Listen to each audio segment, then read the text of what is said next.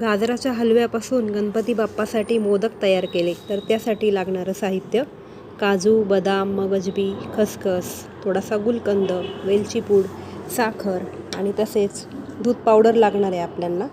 तर सर्वप्रथम मी सर्व गाजरं स्वच्छ धुवून किसून घेतले आणि तुपामध्ये त्यांना फ्राय करून घेतलं. जसं रेग्युलर आपण गाजराचा हलवा बनवतो ना, अगदी त्याच पद्धतीने आपल्याला हलवा तयार करून घ्यायचा आहे. यामध्ये दूध पावडरऐवजी दूध वापरलं तरीही देखील चालेल.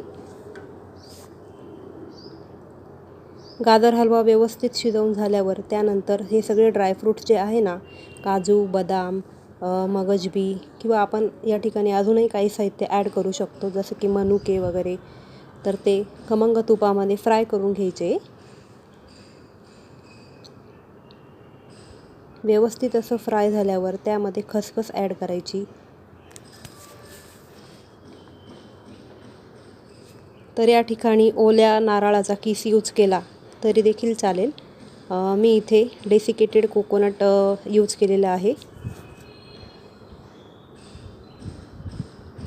हे सर्व साहित्य व्यवस्थित तुपामध्ये फ्राय करून घ्यायचं आहे आणि दूध पावडर ॲड केलेली आहे. हे सर्व साहित्य आपण आपल्या आवडीनुसार कमी जास्त घेऊ शकतो. सगळे ड्रायफ्रूट्स वगैरे, खोबरं वगैरे व्यवस्थित तुपामध्ये फ्राय झाल्यावर त्यामध्ये आपला रेडी झालेला गाजराचा हलवा ॲड करायचा आहे.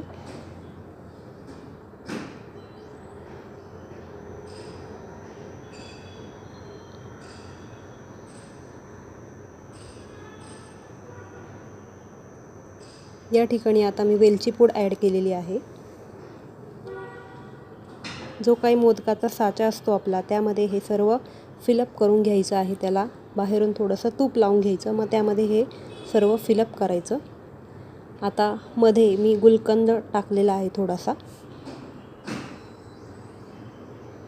हे बघा, अशा पद्धतीने आपले मोदक तयार करून घ्यायचे आहे.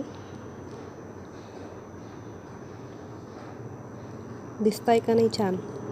आणि चवीला पण खूप चविष्ट लागतं बरं का. एकदा नक्की ट्राय करून बघा, तुम्हाला नक्की आवडेल. काहीतरी वेगळ्या पद्धतीने बाप्पासाठी मोदक बनवले होते, संकष्ट चतुर्थी स्पेशल.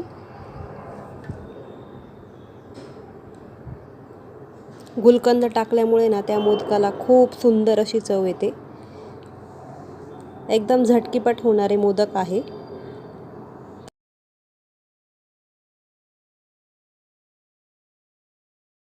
अशाच नवनवीन आणि चविष्ट रेसिपी बघण्यासाठी आपल्या चॅनलला नक्की लाईक, शेअर आणि सबस्क्राईब करा.